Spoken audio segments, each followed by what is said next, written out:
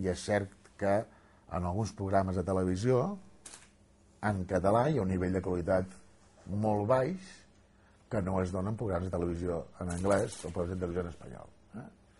I aquí sí que és veritat, jo aquests dies m'hi he fixat arran del que deia el Quim Monzó en programes de televisió i a vegades dius, Déu-n'hi-do. Déu-n'hi-do.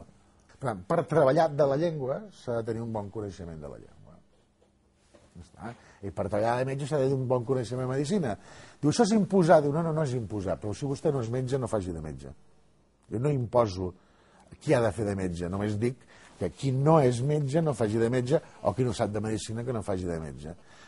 Qui no sap de llengua que no faci de treballador de la llengua. Ja està, pot treballar moltes coses. I realment, jo és que estava veient un programa ahir a la nit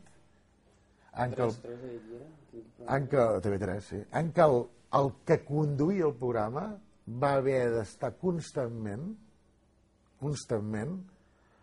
corregint les intervencions dels col·laboradors fixes del programa.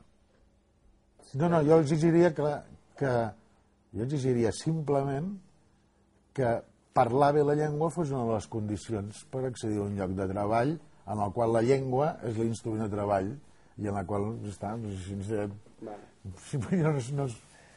crec que i això ho fa la BBC, ho fa la BBC, i ho fa la ABC, i ho fa la televisió danesa, ja està. Llavors hem de tenir orgull, és a dir, la nostra llengua és com les altres, per tant té els mateixos drets que les altres, i un dels drets de la llengua és que els professionals d'aquesta llengua doncs tinguin uns mínims coneixements i un mínim nivell d'utilització. Però això, a mi em preocupa més la quantitat, És a dir, ja estaria bé que tota la població de Catalunya escoltés els programes de TV3,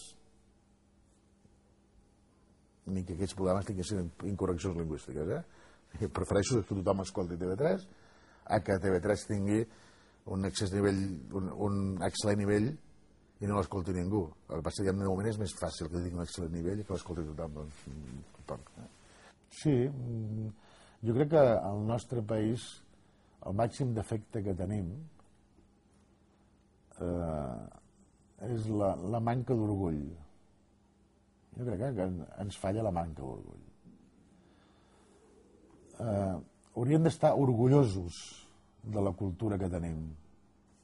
Orgullosos. I hauríem d'anar pel món traient pit i dir-los que tenim dels millors pintors del món, dels millors músics del món, dels millors escriptors del món. Són els millors, no, són dels millors. Però en tenim dels millors. Les institucions europees tenen en aquests moments més obertura respecte a català que les institucions espanyoles estatals espanyoles. Les estatals espanyoles, diguem-ne, les de seu a Madrid, tenen menys respecte pel català que les estatals de Brussel·les. Que l'estat de Brussel·les és un tant per cent baix del respecte que hauria de tenir, però en tenen més. Però el dia que el català sigui una llengua d'ús al Congrés i al Senat, jo crec que serà qüestió d'hores que sigui una llengua d'ús al Parlament Europeu. No ens obsessionem, per tant, amb el Parlament Europeu.